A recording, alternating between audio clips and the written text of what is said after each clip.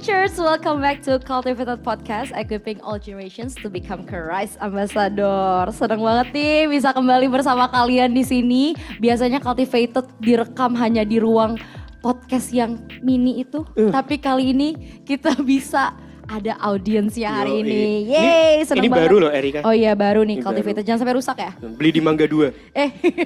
Online, Shopee. Shopee. Oke, jadi kita ada di series kita yang ketiga. Mungkin buat beberapa kalian yang mungkin belum nonton atau belum tahu series kita yang sebelumnya, kita bisa ada di YouTube kita. Kalian bisa scroll aja ke bawah. Kita ada series Relationship Talk sama ada Money Talks gitu. Oke, sebelum itu perkenalkan dulu kali ya. Nama aku Erika dan aku nggak akan sendirian nge-host di sini. Aku bersama Ravelo, halo. Yeay, dan bakal ada narasumber juga hari ini. Kita hari ini bikin talk show ini karena kenapa sih kok kita angkat topik ini? Kita angkat topik ini karena aku quarter life crisis. Ini sejujurnya benar sih karena banyak keresahan dari teman-teman, bahkan dari kita juga as a host ya mengalami yang namanya quarter life crisis gitu. Akhirnya kita bikinlah angkat topik ini gitu. Karena kita kan pengen jadi podcast yang relevan. Betul. Buat anak-anak muda zaman sekarang. Yes, betul. Oke, kadang nih kok ya, orang kan berpikir kalau sekolah di luar negeri itu kan pasti ada jaminan sukses atau jaminan pintar. Tapi faktanya justru itu malah jadi pressure lebih besar untuk kita nih untuk lebih sukses lagi gitu saat kita balik ke Indonesia gitu kan. Dan akhirnya tekanan ini yang akhirnya menyerang kita sebagai anak muda atau anak-anak rohani Kristen gitu ya. Itulah kenapa kita angkat topik ini. Nah menurut koko sendiri nih, apa sih quarter life crisis? Quarter life crisis tuh kalau aku sering kali compare hidup sama orang lain. Kamu sendiri pernah ngalamin nggak? Kalau aku sih mungkin bukan quarter life crisis mengcompare hidup kali ya. Kalau definisi quarter life crisis buat aku sendiri sih mungkin setelah aku selesai kuliah atau sekolah gitu ya, sekolah atau kuliah, terus kita kan biasanya ada jenjang selanjutnya which is kayak career gitu kan. Nah itu yang membuat aku jadi kayak oh kedepannya gue harus ngapain ya, harus pilihan hidup kedepannya gue harus ambil yang mana. Dan itu akhirnya mengalami yang kayak aduh gue krisis banget nih sama hidup gue gak tahu. Apalagi ini mungkin ya setelah kerja terus kok ternyata gak seasik yang gue bayangkan. Gak sesuai gitu dengan ekspektasi ya. Yang kita kira gitu kan. Bener. Dan kemarin kan kita udah kirimin link registration ke kalian dan itu udah ada few question gitu kan. Ini ada beberapa dari kalian yang menurut definisi teman-teman itu ada yang bilang am I in the right path of study and career katanya. Ada yang merasa tertinggal, punya kerja tapi nggak feel the purpose. Wadah. Bingung panggilan hidup, feeling uncertain about direction of your life, a moment where you are not supposed to be in where you are right now, gitu. Terus ini jangan-jangan kamu nih after graduating nothing to do in mind. Bukan sih. Bukan kamu ya. Ya tenang aja. Pertanyaan-pertanyaan ini, puji Tuhan akan dijawab oleh Pastor Christopher Tapieru. Kita berdoa supaya sinyal di Indonesia aman, sentosa. Yes. Pastor mungkin boleh dinyalain kameranya, Pastor? Yes. Mantap banget. Keren. Kita kenalan dulu bersama hari ini Pastor Christopher Tapieru. Merupakan teaching pastor dari GBI New Wine International Jakarta. Benar ya? Yes, New Wine International Church Jakarta ya. Betul. New Wine International Church Jakarta. Mungkin boleh memperkenalkan diri sedikit, Pastor. Apakah sudah? Christopher Tapieru lahir besar Jakarta. Umur sekarang hampir 41, nanti Oktober udah menikah 15 tahun sama istri gua, punya 3 anak laki-laki. Yang paling besar naik SMP 3, yang paling kecil baru setahun 10 bulan. Ini habis pelayanan di luar provinsi. Ya, itu tadi di BSD. Sekarang kita berusaha balik ke Jakarta, balik ke rumah dengan sinyal yang lebih mumpuni, lebih stabil, tapi ya puji Tuhan bisa di tengah kemacetan. Bisa-bisanya di Indonesia tuh hari Sabtu macet, bingung juga ya. Kayak jam segini lagi. Nah, normally harusnya nggak kayak gini, tapi ya begitulah. Ya, semuanya sibuk dan kita semua juga sibuk, bersyukur buat kesempatan bisa sharing. Itu aja sih, full time teaching pastor di New Wine sejak 2015. Jadi ya itu kegiatan utama saya sambil lagi kuliah juga, ambil S2 di Sekolah Tinggi Teologi Reform Indonesia. Gitu guys, apalagi perkenalannya. Mantap, mantap, mantap. Nanti boleh kita follow Instagramnya ya, Pastor ya. Silakan, feel free. Siap. Tapi jangan minta fallback, udah mentok fallbacknya. Gue baru tahu Instagram ada mentoknya. Kalau lu follow, lu hanya bisa follow 7.000, lu hanya bisa follow 7.500. Oh, Gue baru tahu. Gue baru tahu. Gue pikir kita bisa follow sebanyak mungkin. Ternyata nggak bisa. Lu hanya bisa follow 7.500. I see. menarik. Untung gue udah di fallback, Er. Untung. Gue udah di fallback lama. Untung. Pastor, kita hari Ya. ini ada di topik ini bukan karena random dan iseng ya pastinya, Pastor. Ya. Sebagai diaspora Indonesia yang lagi ada di Melbourne, tadi sudah dijelasin sama Erika, ada konotasi di mana ada pressure di mana kalau kita sekolah di luar negeri berarti harus lebih sukses dong yang dari di Indonesia karena kan udah disekolahin mahal-mahal kayak gitu-gitu kan. Apalagi kalau orang ngelihat foto-foto kita di sini mungkin wah jalan-jalan banyak happy kayak gitu-gitu kan. Tapi ternyata quarter life crisis ini juga menyerang kita-kita yang Kristen, kita-kita yang ke gereja, kita-kita yang baca Alkitab juga. Nah, banyak dari mereka yang juga kalau aku ngobrol-ngobrol ya sama teman-teman di sini, Pastor, mereka bingung juga gitu tentang studi yang mereka ambil gitu-gitu ya, Pastor. Dan ada banyak quote on quote penyesalan lah ya. Harusnya bukan jurusan ini nih yang dulu gua ambil kayak gitu-gitu. Nah, pertanyaan pertama, Pastor, apakah quarter life crisis itu normal dan Tuhan izinkan terjadi, Pastor? Ya kalau kata Tuhan izinkan terjadi ini agak tricky karena seolah orang manusia kalau dengar kalimat itu selalu menuduh Tuhan yang melakukannya, Tuhan yang menimpakan kepada kita quarter life crisis. Tapi pada akhirnya kalau lihat perjalanan hidup ya, perjalanan hidupku juga kita pasti pernah ya di dalam keadaan kayak ini benar nggak sih kayak gini? Pasti pernah. Ya itu namanya normal, manusiawi. Tapi kalau itu jadi mempengaruhi pilihan-pilihan besar kita itu bahaya sih. Kayak misalnya kita udah milih jurusan kuliah nih, ntar pasti di tengah jalan, percaya ya teman-teman ya, gue udah kuliah udah kelar, udah lama kelarnya, sekarang lagi kuliah lagi. Percayalah di tengah jalan kuliah pasti lu semua pernah merasa salah jurusan, pasti pernah. Itu namanya fear of missing out. Lu takut salah pilih. Padahal pilih jurusan apa aja, itu ada struggle-nya tersendiri. Dan pasti di tengah jalan selalu ngerasa gitu, karena kita, aduh jangan bukan ini. Kenapa? Karena it's getting harder kan. Tapi getting harder artinya ya kita harus konsekuen dengan pilihan kita. Dan kita harus kelarin sampai kelar gitu. Semua jurusan pasti ada kesulitannya sendiri. Dan tantangan, apapun yang diambil pasti akan berguna buat fase hidup berikutnya gitu. Ya kayak gue kuliah S1 desain grafis kan gitu. Habis itu malah jadi pendeta. Kan sejujurnya kayak nggak kepake gitu. Ngapain gue kuliah di kafe? Ya kan kalau ujungnya jadi pendeta mending sekolah aktif. Jadi nanti kalau ambil master kayak sekarang nggak repot. Mesti year matrikulasi dulu gitu. Ya kan, tapi kan kita nggak tahu ke depannya bakal jadi apa. Yang kita tahu adalah yang di depan hidung kita sekarang ya kita lakukan dengan segenap kekuatan kita, segenap hati kita, sungguh-sungguh sebagai bentuk tanggung jawab sebagai orang dewasa. Ya kan, orang dewasa kan nggak kayak bocil yang random gitu tiba-tiba mendadak udahan gitu. Anak kecil kan gitu, lagi main tiba-tiba berdasarkan moodnya udahan gitu, nggak dipikirin tuh konsekuensinya, pokoknya udahan, aku udah malas, udah nggak mau mainin lagi, udah. Kan nggak gitu ya kita kuliah. Aduh udah nggak usah kuliah, nggak mau kuliah ini lagi, aku mau kuliah yang lain, menyobain kan. Itu kan pemikiran anak-anak. Ya quarter life crisis menurut aku wajar sih, wajar, tapi sekali lagi nggak harus apa ya bilangnya, digembar terlalu dewa kan gimana sih kayak, wah gue soalnya gue lagi quarter life crisis nih, nggak usah digituin, jangan jadi tren gitu. Kalau menurut gue soalnya yang kayak gini-gini bisa jadi tren sih, bisa jadi tren kayaknya di umur segini lu harus quarter life crisis, kalau enggak lu aneh gitu. nggak nggak harus, nggak harus kok sejujurnya.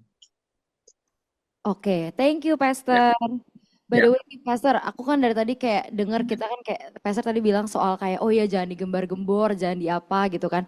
ya, Sebenarnya dari tadi kan kita banyak banget nih definisi quarter life crisis yang dari tadi kita ya, bahas gitu kan. Nah, menurut ya. Pastor sendiri apa sih definisi yang benar-benar quarter life crisis gitu? Sebelum kita menuju ke selanjutnya Apa gitu. ya, perasaan kayak bingung aja sih habis ini mau ngapain kan gitu, itu semua quarter life crisis. Tapi normal nggak sih kalau kita habis ini mau ngapain gitu biasanya, ya nggak Iya, sih, iya, kalau khususnya habis lulus kuliah ya. iya, Kalau iya. lu habis kuliah, lulus kuliah, kalau habis SMA kan apa ya, ininya kan jelas ya stepnya. Habis SD pasti SMP pasti SMA normalnya kuliah, kuliah baru habis itu mau gimana ngapain ya kan gitu. Nah itu yang biasanya krisisnya dimulai di sono, justru ketika kita kayak have no idea gitu habis ini gue ngapain. Hmm. Ya. Dan itu sekali lagi sesuatu yang normal, tapi untuk diglorifikasi kayaknya nggak perlu ya. Ya Oke. nggak sih, nggak, kita nggak harus kayak gitu. Itu namanya ya kita habis ini nggak tahu mau ngapain, oke, udah lulus nih kuliah gitu, habisnya stepnya apa gitu, pasti nyari kerja lah ya. Kerja apa ya kira-kira, apa yang bakal ngasilin duit ya, paling pertanyaan mulai bingung, nanti bidang gua apa ya. Nah, itu tergantung kuliahnya apa, tergantung peluangnya depan hidung juga apa. Kalau peluang depan hidung adanya nggak sesuai sama jurusan kuliah gimana, pertanyaan-pertanyaan itu baru yang membuat kita jadi nggak scale, mengalami krisis, karena kayak mesti mau ngapain gue gitu. Atau lebih parah lagi quarter life crisis yang mengarah ke identitas, seolah kalau kita belum kerja, belum punya profesi, kita tuh kayak belum jadi orang gitu. Itu ya, kalau ditanya lu apa sih gitu, ya gue manusia gitu, gue bukan karyawan, gue bukan pendeta, gue manusia ciptaan Tuhan gitu. Ya, Tapi Pastor bawa bawa sampai sampai level itu. Ya. gimana tapi caranya berdamai dengan karena aku tahu ada beberapa orang yang misalnya hidup kerohaniannya tuh mantep lah, seminggu mungkin 4 kali ke gereja gitu. Oke. Tapi kok itu masih bisa menyerang kita? Bahkan mungkin Hmm. beberapa juga ada istilah cool kan, iya kan GBI kita pakai istilah cool ya, cool, Ya, konsep komsel leader. salary. Ya. Ternyata itu nggak terlepas menyerang komsel leader juga loh ternyata. Itu gimana berdamainya itu Pastor berarti? Ya, di luar dari apapun kerohanian kita ya, serohani apapun kita masih manusia. Justru kita manusia, justru ketika kita embrace duality itu, kita kan hybrid ya. Kita hybrid rohani dan jasmani, right? Justru semakin rohani seseorang, dia akan makin menyadari kemanusiaannya. Ya, semakin sadar bahwa kita masih manusia, semakin kita jadi justru nggak kaget ketika ini menimpa kita gitu. Ya wajar untuk khawatir, tapi kalau hidup kita dipengaruhi atau dikontrol sama kekhawatiran, itu yang nggak wajar. Ya Hmm. sekali lagi, kalau kita nggak tahu habis ini mau ngapain, kan itu biasa untuk kita agak panik sedikit kan. Aduh, udah miskin lagi, musuhnya udah kayak gini. Nah, banyak kan quarter life crisis itu kita alami biasanya ya. Kita jadi consider ini quarter life crisis karena kita uh, dapat pressure bahwa, misalnya contoh ya, saat umur 25 mesti udah punya 100 juta di tabungan, misalnya contoh ya. Itu contoh yang paling umum. Kata Dan siapa? Siapa yang bikin peraturan itu? Gitu loh. Siapa yang bilang? Siapa yang bikin peraturan itu? Gue umur 41, nggak pernah gue punya 100 juta di tabungan gue. Asli, nggak pernah punya. Sama sekali nggak pernah nyentuh situ. Ya nyentuh bentar pas pandemi. Waktu itu banyak yang ngasih sumbangan. Entah gimana. Nyentuh bentar, habis itu turun lagi udah. Nggak pernah nyentuh lagi sampai sekarang. Bye-bye aja anak gue 3. Ya. Nggak, haleluya. siapa yang standar itu, siapa yang nentuin? Pressure itu siapa yang bikin gitu. Ya kalau bisa kita nggak terpengaruh sama sama pressure itu. Bisa. Pilihan kita kok untuk menggubris atau tidak menggubris. Ya Hmm. kan? Tekanan misalnya kayak setiap kali datang kawinan gitu kan. Kamu kapan gitu? Saya masih jomblo, pacarnya belum, merit kapan, kan tekan tuh datang datang dari siapa? Dari tante-tante yang ya siapa perlu didengar apa enggak? Enggak. Kita bisa pilih kan untuk terpressure atau enggak gitu. Hmm. Jadi balik lagi ke sana. Eh, Perlukah kita untuk mengglorifikasi si quarter life crisis ini? Bisa nggak lo lagi quarter life crisis tapi lo nggak perlu menamainya sebagai quarter life crisis, and lo hanya menyebutnya life has seasons. Dan ini season hidup gue. It's not a crisis, it's just seasons. Nah gitu, gue habis baru lulus kuliah, lagi nggak tahu mau ngapain, sambil lemparin lamaran kerja, kan gitu. Sambil lihat-lihat peluang usaha, sambil nunggu memperlengkapi diri dengan hal-hal yang bisa gue pelajari dari internet, misalnya 38 hari uh, menguasai AI. Misalnya, I don't know. Sekarang lagi ngetren kan gitu. Ya, pokoknya make the most of your life sih sebenarnya, dibanding kita kayak jadi korban dari sebuah yang disebut quarter life crisis. Buat gue hidup tuh penting untuk menolak jadi korban, kalau menurut gue ya. Hmm. Itu Nah, sih. tapi oke, thank you Ya. Pastor. Tapi nih, menurut Pastor sendiri, apa sih yang memungkinkan itu seseorang ya, terutama mungkin anak-anak Hmm. di zaman sekarang ya, punya tendensi atau kecenderungan mengalami quarter life crisis ini? Ya karena tekanan tadi, Hmm, tekanannya makin banyak. Ini percayalah, kalau lu nggak punya sosial media, tekanan lu nggak banyak, karena lu nggak punya banyak perbandingan. iya sih. Perbandingan paling sama tetangga, ya kan? Tetangga lu nggak kuliah, lu kuliah pasti kan lebih santai, ya nggak?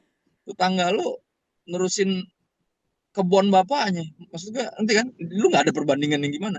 Cuman kan sosial media bikin perbandingan itu makin gila kan. Oke, oke. Bahkan perbandingan antar negara, antar culture, antar antar wah pokoknya kacau deh. Yang Hmm. bikin stres sebenarnya pressure tadi yang berasal dari mainly dari perbandingan, salah satunya yang paling jendela perbandingan paling parah kan sosial media. Nah, gimana Lu kayak biar tetanggaan sama kayak lu kayak tetanggaan sama semua orang dari seluruh dunia, dan makin banyak pressure karena perbandingan itu isti idenya sebenarnya kalau gue lihat ke sana sih. Hmm, hmm, hmm. Tapi nih Pastor, gimana caranya Hmm. kita sebagai seorang Kristen gitu ya, bisa menjaga hati kita gitu kali ya, sama Ya, pikiran kita supaya kita tuh nggak terjebak di dalam siklus yang gini terus, perbandingan terus, perbandingan terus. ya. Mesti mencari tahu sebenarnya, nomor satu adalah tujuan Tuhan menciptakan kita tuh apa sih. Yes. Kita harus cari tahu. Kalau tujuannya udah tahu, lo akan secure di tujuan itu. Ya, Hmm. Berarti misalnya ini identity yang kita kali mesti, ya. ya, ini yang mesti kita jawab. Ya, identity udah pasti lah, nomor satu kita anak siapa, kita ini siapa, nomor satu. Terus kita ada nih buat apa, kita Hmm. ini diciptain buat apa. Kalau itu udah tahu, kita akan lebih secure sih. Kita nggak akan membandingin sama panggilan hidup Tuhan buat orang lain. Karena itu kan panggilan hidup Tuhan buat dia, bukan buat gua. Gue mau dipanggil buat kayak gini. Kayak gue punya almarhum bokap gue ya, orang yang sangat yakin banget bahwa dia dipanggil jadi guru, yang gajinya nggak jelas. Kan guru kan apapun itu pelajarannya gajinya nggak jelas. Bokap gue terpanggil jadi guru teologi, dari dulu jadi dosen. Jadi dia tinggalin tuh penggembalaan di daerah, dia lepasin gereja, pastori dilepasin semua, kalau itu punya bapaknya, warisan dari ayahnya dilepas semua, karena dia tuh bukan panggilan dia. Dia yakin banget bahwa dia dipanggil jadi dosen teologi. Ya, dan itu membuat dia benar-benar stay di lane itu. Dan gue ngeliat dia hidup tanpa kekhawatiran, karena dia udah tahu persis buat apa Tuhan nyiptain dia. Ya. Misalnya ya pertanyaan deh, misalnya our purpose in life itu apa sih? What God wants to do with our life. Yang pertama, kita udah tahu dari Yesus sendiri, dia bilang lu harus memberi rasa sebagai garam, dan lu harus menyinari sebagai terang. Ya artinya memberi rasa tuh gini loh, kita berbaur sama sekeliling kita, ya bukan jadi orang aneh, right? Berbaur tapi value-nya different. Karena rasa itu justru gini, kalau semuanya sama, apa artinya memberi rasa? Karena nggak ada perbedaan, nggak ada distinctions. Ya kan, ketika asin semua, garam masuk ke yang asin semua, yang nggak ada fungsinya dia. Karena dia juga asin gitu. Nah, yang bikin berbeda, yang bikin kita bisa memberi rasa walaupun kelihatannya sama, karena garam itu kan berbaur Kita kayaknya sama kayak orang yang lain, kita di dunia ini hidup dengan oke, di umur ini udah lulus kuliah dan juga bingung, sama-sama bingung, tapi bingungnya kita tuh bukan desperate gitu, bukan bingung yang kayak orang tanpa arah gitu. Tapi bingung yang cuman kayak oke, bukan bingung tapi kayak figure it out, oke. Gue lempar lamaran nih, kira-kira yang masuk yang mana ya? Gitu. Ya, jadi memberi rasa nomor satu, yang kedua bersinar artinya stand out. Ya, stand out itu bicara tentang setelah kita memberi value yang berbeda, dari situ baru kita akan membangun kehidupan yang completely different. Dan misalnya contoh ya, penghargaan yang dihargain sama dunia ini nggak harus itu jadi standar buat penghargaan buat diri lo sendiri. Ya kayak misal kalimat tadi, kalau kuliah di luar negeri harusnya lebih sukses. What what success means? Sukses according to who? Gitu. Apa sih arti sukses? Ya, buat gua, sukses adalah penjawab panggilan itu dan menghidupinya seumur hidupnya. Dia jadi dosen teologi 41 tahun. Mengesampingkan semua kemungkinan untuk jadi public figure dengan karunia kesembuhan yang Tuhan percayakan. Dia nggak ambil itu. Dia nggak jadiin pelayanan komoditi. Dia nggak pakai itu. Dia terpanggil jadi guru. Dia berapa kali jadi gembala, tapi tetap sebagai dosen. Ya dia nggak lepas dosennya dan jadi gembala, menggembalakan gereja besar. Nggak, dia minggirin itu kan. Dia tahu panggilannya jadi guru. Ya, dia mengesampingkan semua peluang kontrak bikin buku yang bisa menghasilkan duit, right? You don't care about it. Enggak, itu bukan panggilan gue. Ya, dia stick di lane-nya dia, dan gue ngeliat orang yang paling secure yang pernah gue ketemu. Saking secure-nya, gereja warisan dari bapaknya yang adalah punya keluarganya bisa dilepas sama dia. Karena dia tahu itu bukan panggilannya. Dan gue berharap gue udah tahu panggilan gue dari dulu. Cuma kan kita semua punya, ya Tuhan punya panggilan atas hidup kita, tapi kita punya impian sendiri. Dan itu yang biasanya bikin kita tuh adu mekanik sama Tuhan. Gue maunya jadi kayak gini. Walaupun Tuhan bukanya kemana, kayak kita nggak peduli gitu. Nggak, gue maunya jadi ini. Dan kita pikir itu finding our calling. Nggak. Who's calling? Ya, bisa jadi itu ambisi pribadi lu, bukan visinya Tuhan, tapi ambisinya kita. Dan itu yang bikin kita jadi akhirnya kemakan atau jadi korban dari semua tekanan yang ada gitu. Untuk membandingkan. Ya, Pastor, sukses menurut siapa dulu? Balik lagi. Pastor, berarti panggilan sama impian tadi bisa bertabrakan? Bisa beda. Sangat mungkin bertabrakan. Impian kita kan most of the times itu kan daging kita yang main. Itu kan ambisi kita pribadi. Apa artinya bukan kehendakku yang menjadi, melainkan kehendakmu? When Jesus prayed at Gethsemane, apa artinya? Ketika dia berdoa di Gethsemane, apa artinya sih? Bukan kehendakku yang jadi, melainkan kehendakmu. Ya, pikiranku, kehendakku, ku serahkan padamu. Apa artinya? Artinya Tuhan, have your way in me, jadilah kehendakmu dalam hidup saya. Ini bukan ambisi gue lagi, gue singkirin semua itu. Gue pengen tahu sekarang lu pengen gue ngapain. Ya kita cari dari kitab tentunya tadi. Memberi rasa sebagai garam sambil berbaur sama sekeliling, bukan jadi orang aneh. Tapi di satu sisi, karena value-nya berbeda, kita jadi menyala. Karena jadi different. Ketika semua orang hidup buat diri sendiri, kita enggak. Ya, ketika semua orang pengen jadi kaya, kita pengen jadi berkat. Why different? Sukses menurut kita lain sama menurut dunia. Ya, ketika sukses buat orang dunia, misalnya, lu udah married tapi punya side chicks. Asik. Side chicks lu 12. Satu tiap-tiap daerah ada side chicks. Itu sukses buat cowok dunia. Tapi buat kita sukses adalah gue setia sama istri gue. Satu-satunya. First lady. Bukan cuma first lady. One and only. Itu sukses. Sekali lagi, balik menurut siapa? Ya, balik menurut siapa? Orang lihat. Makanya gue paling suka buat gue tricky ketika kita mau jadi pembicara, kita di mana ditanyain portfolionya, boleh nggak ditampilin? Gue bilang, buat apa sih? Buat apa? Ya. Nggak bisa aja lu dengerin gue gitu karena buah hidup gue gitu. Mesti lu lihat dulu lulusan mana. Bagaimana kalau portfolio gue ternyata jelek? Jelek menurut lo, tapi menurut gue enggak. Karena petualangan gue sama Tuhan. Ya, bisa nggak kalau one day Yunus gitu ya disuruh wawancara gitu kan, Ya, narsum hari ini Jonah. Gitu. Portfolionya pernah lari dari Tuhan, terus kepilih sebagai yang dianggap bersalah karena menyebabkan kapal terkena badai. Habis itu dapat voucher menginap 3 hari 2 malam di perut ikan. Oke.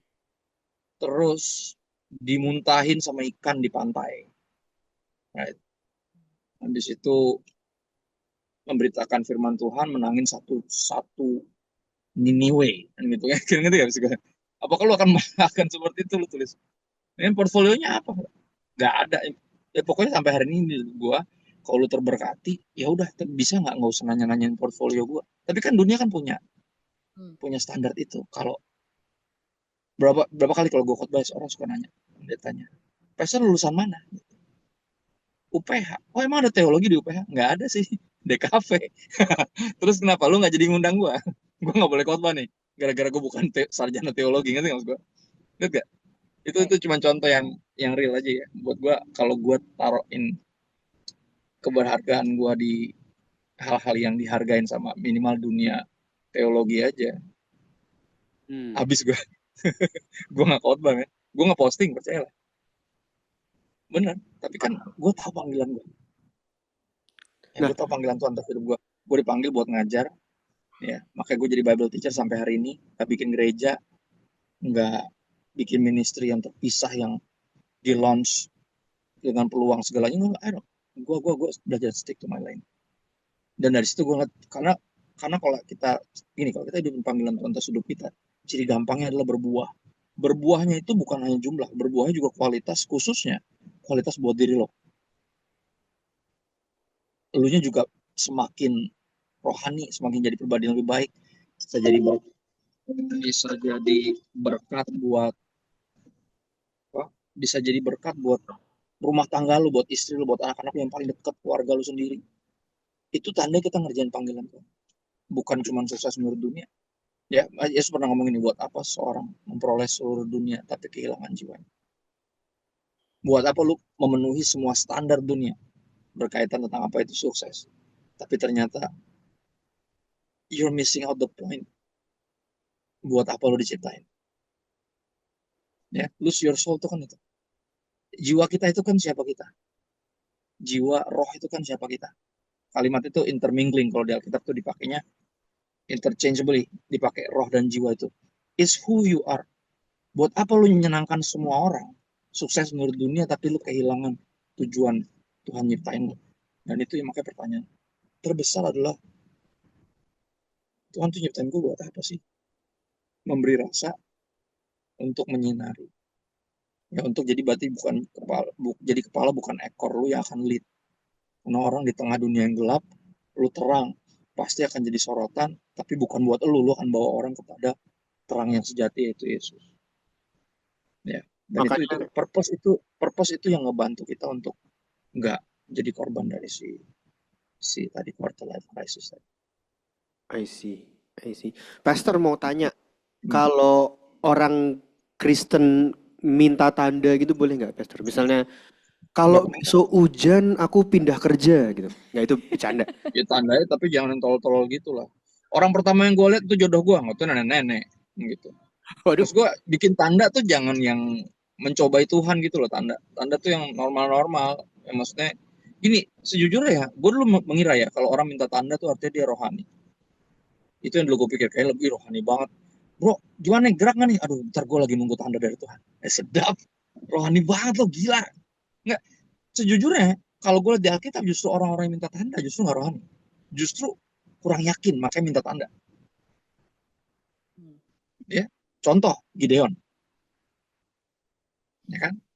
Gideon minta tanda tuh benar-benar nyebelin banget kalau baca kisahnya. Dia minta tanda. Malaikat udah ngomong nih, Tuhan udah ngomong langsung sama dia. Malaikat udah menampakkan diri. Bisa-bisa dia gini, Tuhan, gue minta tanda. Apakah ini benar lu atau bukan? Nah, kata malaikat, ya elah nih orang. Udah jelas gue menampakkan diri ke dia. Masih aja nggak percaya. Oke, itu minta tanda aneh banget. Jadi gini, setiap kali embun kan mereka kan basah ya. Dia bilang, jadi gini, gue punya nih sepotong sepetak gitu ya, bulu domba nih, ya kulit domba ada beserta bulunya. Jadi gue pengen kalau emang Tuhan yang ngomong nih, semuanya basah, nanti samping-sampingnya semua rumput basah ketika embun turun, tapi bulunya ini kering. Dia minta gitu, ngatur-ngatur Tuhan tuh, kayak tadi tuh. Pokoknya besok jangan hujan kalau lo emang pengen gue apa gitu. Itu kan contoh, kita pakai terms kita sendiri. Right? Terus Tuhan kasih lo, baik banget Tuhan. Habis itu udah dikasih nih, dia bilang gini, gue boleh minta satu tanda lagi nggak? Gue pengen lebih yakin lagi ini benar lo atau enggak. Gimana tandanya tuh guys? Dibalik, biasanya nggak? Gue pengen bulu dombanya basah, samping-sampingnya kering. Nyebelin banget, dikerjain Tuhan. Dan Tuhan iyain lagi. Gue kagum sama Tuhan tuh, kayak gila, Tuhan tuh sabar banget ya sama kita. Akhirnya gue menyadari minta tanda itu karena sebenarnya gue ragu, bukan karena gue rohani, bukan. Rohani itu kita mencari, ini kehendak Tuhan bukan. Tapi minta tanda itu udah sesuatu yang desperate. Udah kayak, Tuhan udah gue udah gak ngerti lagi dah. Pokoknya lo kasih gue tanda deh biar gue bisa gue percaya gitu. Ngerti gak? Karena sejujurnya kalau orang rohani, sejujurnya ketika Tuhan udah berkata-kata, ya Tuhan udah berbicara, Tuhan udah ungkapin visinya, entah dalam dreams or whatnot, lo akan langsung gak pakai minta tanda, lo akan bilang oke, siap. Itu rohani justru.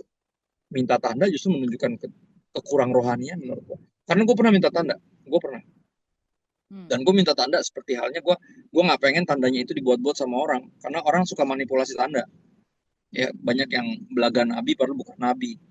Akhirnya bukan bernubuat tapi lu buat making things up. Padahal bukan, enggak, cuma dibuat-buat aja, kasihan nih orang udah maju minta didoain.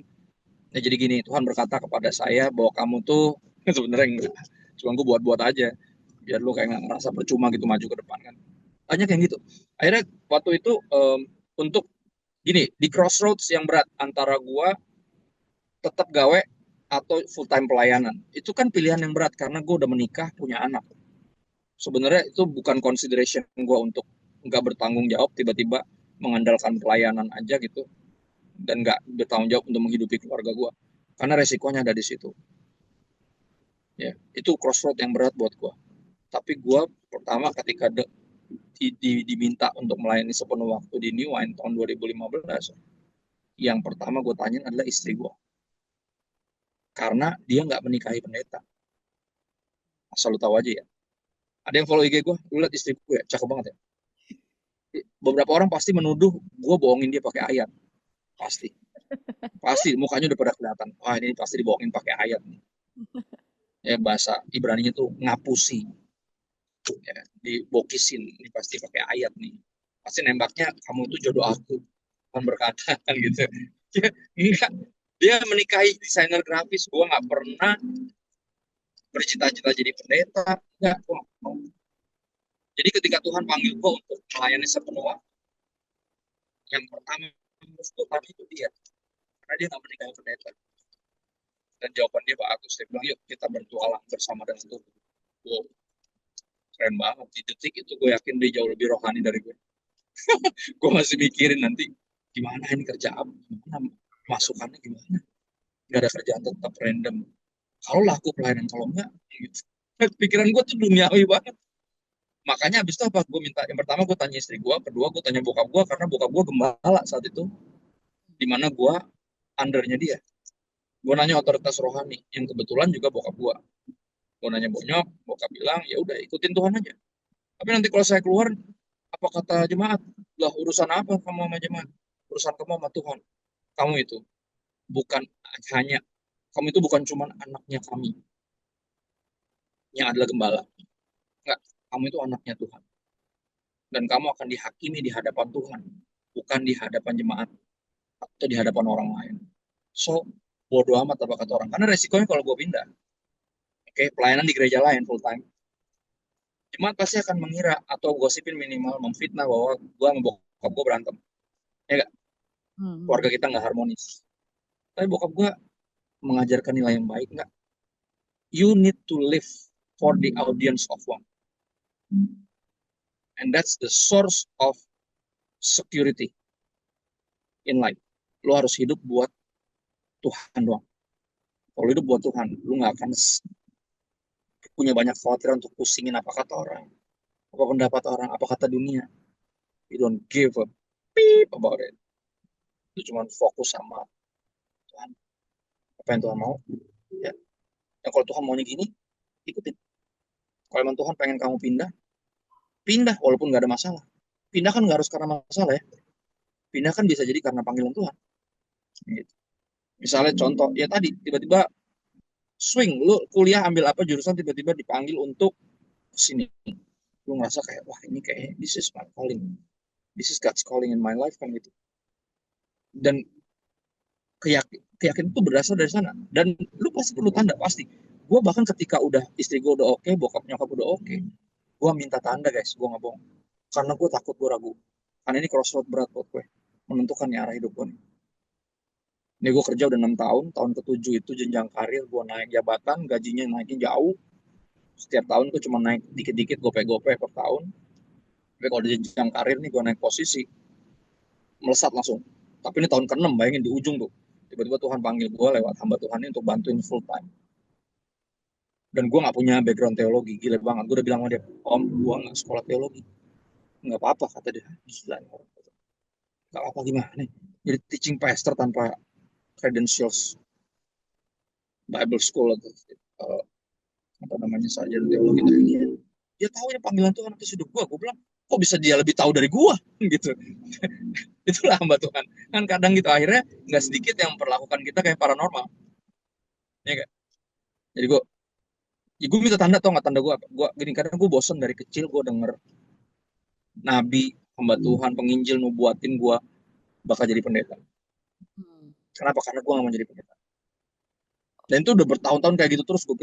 Makanya pas gue bilang, Tuhan, I need a sign, karena gue sangat bingung, sangat ragu, sangat takut. Ya, gue minta tanda. Gue bilang, please tanda yang aneh. Jangan siapa nubuatin gue, udah bosan gue. Gue minta tanda yang aneh, bener-bener aneh. Dan sorry, bukan ngatur-ngatur engkau, tapi please, I need a sign. Ya, dan akhirnya tandanya aneh beneran. Oke. Hari Sabtu ketemu sama Pastor Robert, ditawarin full time. Terus Pastor Robert lihat gini, saya lihat kamu tuh kayak burung, sebenarnya bisa terbang, tapi disangkar, kata dia. Jadi dia bilang sebenarnya lu tuh hamba Tuhan yang bisa dipakai Tuhan luar biasa, tapi lu masih ngantor, ngerti gak? Itu kayak sangkar lu pelayanan jadi nggak maksimal karena tuh setiap Jumat, Sabtu Minggu, ya setiap cuti baru retret isi sana sini, ya nggak bisa sepenuh waktu. Sebenarnya lu bisa terbang, ya. Cuman lu akhirnya cuma berkicau di dalam sarang ini kan, kandang ini. Kalau kamu full time, kamu seperti keluar dari kandang ini dan bisa terbang lebih luas kan gitu. Nah, anehnya hari Senin, ingat gue minta tanda ya. Hari Senin bos gue manggil gue, manajer gue. Gue nggak pernah dipanggil sepanjang 6 tahun, nggak pernah dipanggil manajer. Karena dipanggil manajer identik dengan diomelin, right? Ini ada yang nggak beres nih kerjaan lo. Dan gue langsung tegang, gue bilang, aduh, karena gue nggak pernah bermasalah sama sekali dalam kerjaan gue 6 tahun tuh. Ya, ada manajer gue manggil, kita cuma berdua, terus dia bilang kayak gini, saya nggak panggil kamu mau ngomelin karena kamu salah satu karyawan favorit saya, kamu salah satu kreatif graphic designer favorit saya, ya. Tapi gini, Mbak lihat kamu ada konsentrasi lain, dia bilang gitu. Wah, gue tahu maksudnya ini pelayanan, karena gue sambil kerja tuh sering akhirnya buka kita bikin PPT khotbah, tapi kerjaan gue udah selesai. Gue tuh tipe orang yang kalau kerjaan tuh secepat mungkin gue kelarin biar gue bisa pelayanan, ngerti nggak maksudnya? Gue nggak pengen sampai kerjaan ganggu pelayanan. Gue nggak mau. Ya karena kerjaan gue beresin dulu biar nggak ada gangguan, gue bisa pelayanan dengan. Jadi tapi ya tadi dia kerap kali nge-gap gue lagi baca Alkitab, lagi siapin khotbah, lagi dengar khotbah, dan ternyata gini, gue kalau makan siang di luar teman-teman, jadi kantor gue dulu tuh prasmanan, tiap hari tuh disediain makanan. Cuman kadang gue makan di luar cuman satu, bukan karena belagu baru gajian, seperti umumnya teman-teman gue ya. Kalau baru gajian, wah makan. Ntar kalau udah mulai tanggal berapa udah mulai makan di dalam karena udah habis duitnya. Ya kan? Enggak, gue bukan yang gitu. Gue kalau makan di luar pasti karena janjian sama orang. Jadi sambil makan, gue kerap kali tuh doain orang. Ya, dan ternyata manajer gue suka ngeliat itu. Kadang dia lagi lihat, si Kristo lagi sama siapa nih, kayak bukan orang kantor. Dan dia lihat, dan dia lihat pelayanan itu, dia bilang gini, Mbak lihat kamu ada konsentrasi lain. Terus dia ngomong kayak gini, guys, kamu nggak tertarik tuh kejar passion kamu, jadi nggak? Dan ini bukan orang Kristen loh. Gila nggak? Maksudnya calling, dia nggak ngerti calling, dia taunya itu passion. Terus dia ngomong kalimat ini, sama persis sama Pastor Robert ngomong, kurang lebih ya intinya. Dia bilang ini, Mbak paling nggak bisa ngeliat burung, bisa terbang, tapi disangka. Gila, aneh nggak? Hah? Parah kan? Itu kalimat sama yang keluar dari mulut pendeta, keluar dari mulut orang yang bukan Kristen. Dan itu tanda yang gue minta. Dan buat gue langsung udah siap. Udah diem gue, udah nggak perlu minta tanda lagi. Karena udah aneh. Kalau gue minta tanda lebih aneh lagi, ada tangan dari sorga nempeleng gue. Maunya apa gitu? Kan gitu sama Tuhan, yakin gue. Ya, dan buat gue ini pengalaman yang gue rindu dimilikin sama teman-teman, segitu personalnya hubungan kalian sama dia, sampai kalian tuh nggak takut minta tanda. Karena buat gue it's okay, kita ini anak, dia itu papa kita.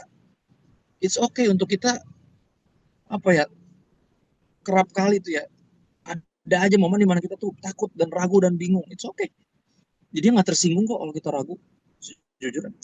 Cuman somehow kita ada di culture kerohanian yang membuat selalu kalau lo ragu tuh dosa gitu. Kata siapa? Lu ragu itu menunjukkan lu manusia, bukan dosa. Enggak. Amin. You just need signs. And when you need signs, ask. It's okay. It's okay. Ya, dan gue pengen bangun culture rohani seperti itu. Yang seolah kayak, nggak ada kalimat gini. Iman lu cupu. Enggak. Maksud gue, siapa yang bikin standar apa yang cupu dan tidak cupu? Gitu. Apakah nggak boleh gue jadi manusia? Untuk sepersekian detik sempat takut, sempat ragu, sempat bingung. Ya. Pastor, Dan akhirnya divonis, lu quarter life crisis lu, kan gitu. Ya kan? Dia akhirnya divonis, lu quarter life crisis lu, kan gitu. Kayak, man, I'm just being human and it's fine. Menurut gua minta tanda itu sangat-sangat oke, sangat-sangat boleh. Tapi ya yang bener-bener aja, jangan tanda-tanda yang random gitu, kayak aduh gue married guys sama dia, aku minta tanda sama Tuhan kalau besok nggak hujan berarti married. Kan nggak gitu ya. Beb married yuk, nggak hujan nih, kan gitu kan nggak mungkin ya. Kayak nggak gitu caranya, maksudnya lu nggak minta tanda dengan terms aneh lu yang bener-bener absurd dan random kayak gitu. Gitu contohnya ya. Ada lagi yang kayak gitu. Lu jadi Pastor, merit nggak tahu gantung hujan apa enggak. Pastor. Iya, sorry, gue nggak jadi nge-share panjang lebar karena trigger. Lagi Nggak apa-apa, sorry. kasih duit parkir dulu guys. Yoi. Tanda-tanda. Baru pertama kali kan lu lihat ini.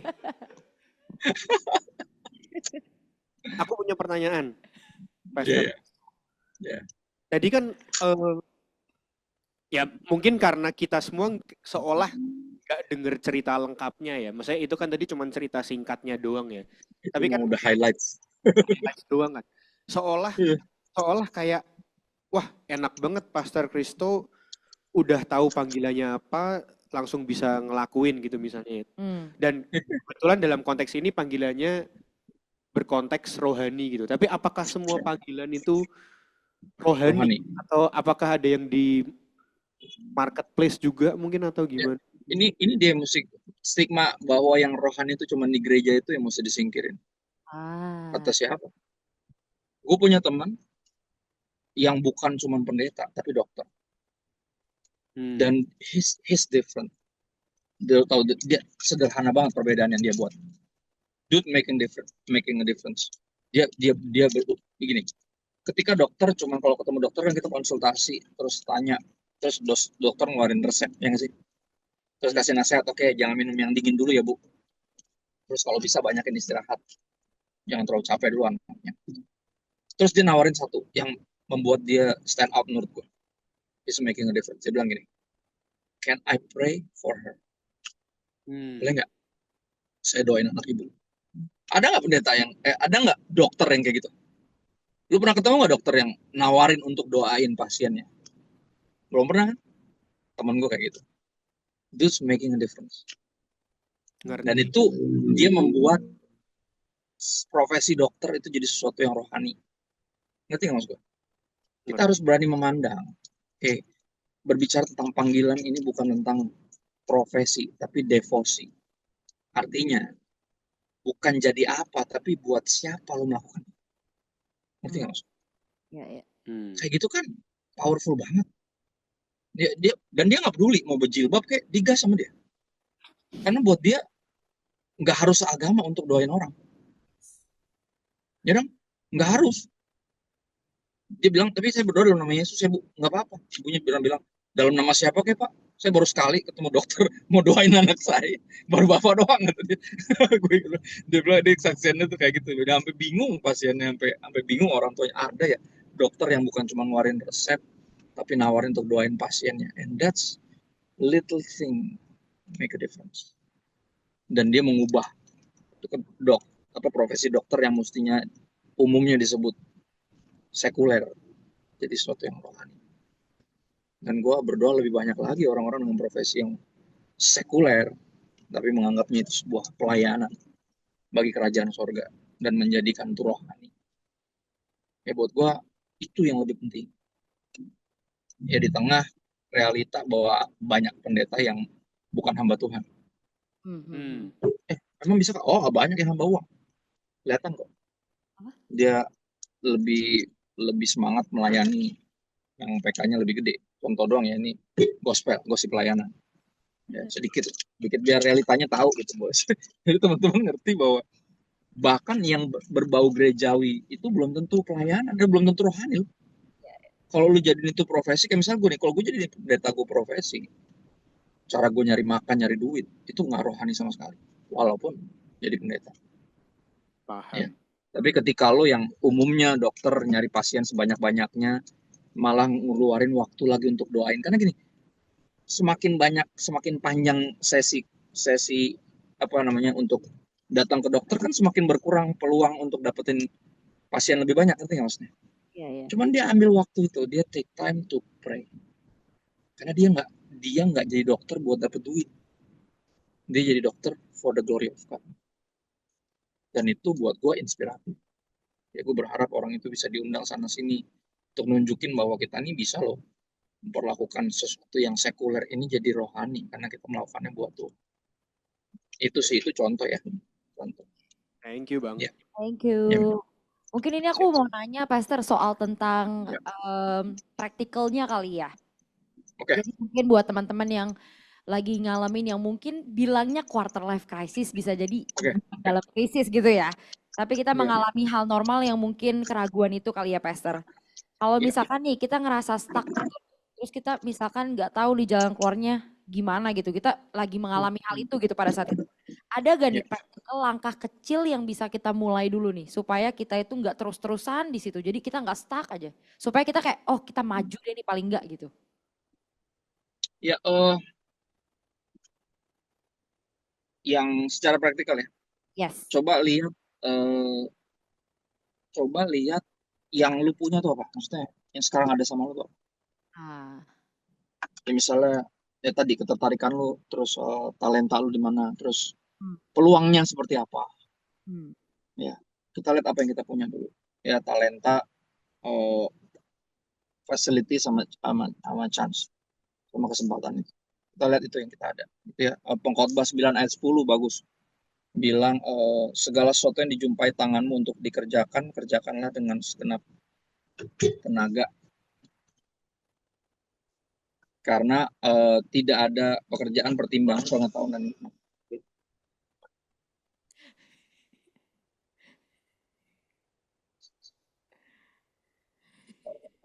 Gue nyampe depan rumah, by the way. Itu nomor satu. Lihat apa yang lu punya, yang ada sekarang sama lu tuh apa.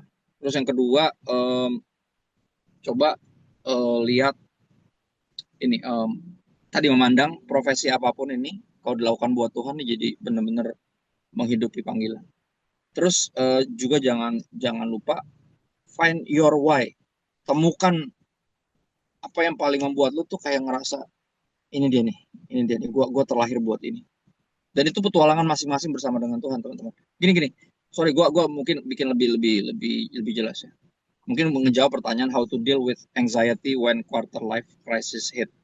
Oke, di Roma 10 ayat 17, the Apostle Paul said about faith bahwa gini, iman timbul dari pendengaran akan firman Tuhan. Faith comes by hearing of the word of God. Ya, firman Kristus. Nah, on the other hand, What fuels insecurities? Apa yang menyebabkan insecurity? Ya, yang adalah the root of anxiety. Benar nggak? Insecurities adalah root of anxiety. Karena lu insecure, makanya mudah untuk khawatir. Apa yang membuat apa yang fuels menyebabkan insecurities? Sederhana, comparisons. That's it. Ya, belajar dari perumpamaan talenta. Dipercaya 5, 2 sama 1. Yang 5 dikembangin jadi 10. Yang 2 dikembangin jadi 4. Yang 1 malah disimpan takut hilang. Kenapa? Gue yakin dia dipenuhi dengan perbandingan.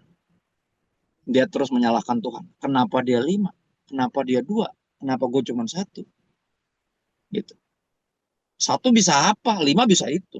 2 bisa itu. 1 bisa apa? Lah, seperti halnya 5 dan 2 bisa jadi 2 kali lipat, 1 bisa jadi 2.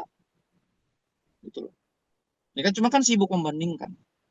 Bukan sibuk mengembangkan. Itu yang terjadi. Ketika lu sibuk membandingkan, marah-marah, nuduh Tuhan yang tidak-tidak, lu nggak adil Tuhan, kenapa kayak gini, kenapa gua nggak kayak dia. Nah itu, berhenti membandingkan, mulai mengembangkan. Yang terlalu sibuk membandingkan, nggak akan sempat mengembangkan. Asik. Karena dia akan marah-marah, bahkan sama Tuhan sendiri marah-marah, kan gila juga. Padahal ayatnya bilang apa? Masing-masing dipercayakan berdasarkan kemampuan. Ya, for me, berhenti membandingkan. Iman timbul dari pendengaran akan firman Tuhan. Insecurities timbul dari bacaan kolom komen. Jadi please make your choice wisely. Choose wisely. Mana yang lebih mau dulu simak? Apa kata Tuhan? Apa kata Allah? Apa kata orang? Buat gue pilihan ada di tangan lo. Untuk menambah iman atau memberi makan si anxiety ini, berkaitan tentang fase hidup yang lagi, musim yang lagi sekarang nih, musim pilihan di Crossroads. Itu sih kalau dari gue. Thank you banget, Pastor. Sangat menjawab pertanyaan-pertanyaan kita. Kita sudah masuk ke pertanyaan-pertanyaan terakhir. Tapi tetap stay di sini dulu ya, karena kita akan beda sesi. Habis ini ada session Q&A. Tapi kita punya pertanyaan favorit nih, Pastor, di podcast kita, Cultivated Podcast. Kita biasanya sebelum menutup, kita suka nanya, do you have your favorite Bible verse atau book, atau mungkin lagu, tapi yang masih berkaitan dengan tema hari topik ini ya. topik hari ini gitu. Ya, kalau Bible verse berkaitan topik ini, I love Romans ya. Romans 12 verse 2 ya. Ya. Romans 12 verse 2 bilang, jangan jadi serupa dengan dunia ini, tapi berubahlah oleh pembaharuan budimu. Mindsetnya dirubah. Supaya kita bisa bedain mana kehendak Allah. Karena berkaitan tentang si quarter life crisis ini kan, tahu purpose dan kehendak Tuhan itu kan kunci kan, itu key. Ya, supaya kita bisa tahu mana kehendak Allah. Dan titik 2, kehendak Tuhan itu ciri-cirinya 1, baik, artinya nggak melibatkan dosa. Ya, walaupun penghasilan lebih gede, lo jadi mafia, tapi nggak mungkin Tuhan berkehendak lo jadi mafia. Oh, ini emang panggilan gue, nggak mungkin. Bertobat, gitu nggak mungkin ya. Duitnya lebih kencang bukan berarti itu berkat Tuhan. Itu setan juga punya duit, jangan sedih. Ya. Jadi bedain mana kehendak Tuhan, biar bisa bedain mana. Oke, what is it? Yang mana Tuhan pengen aku ngapainnya? Baik, berkenan, artinya Tuhan suka, sama sempurna. Gue suka ayat itu karena ayat itu suka dikerdilin, jadi cuman sekedar nggak boleh suka musik dunia, nonton film dunia, terus kita nontonnya apa kan gitu, kita dengerin musik apa gitu, nggak boleh pakai baju kayak siapa gitu kan. Itu bukan tentang itu tentang buat siapa lu hidup. Kalau lu tarik, intinya tuh ada di Roma 11 ayat 36. Sebab segala sesuatu dari dia, oleh dia, untuk dia, bagi dialah kemuliaan sampai selama-lamanya. Berkaitan tentang pilihan ini, tentang kehendak Tuhan, tentang kebingungan kita mesti ngapain. I love this verse. 12:2 Romans. Kalau buku, ada buku.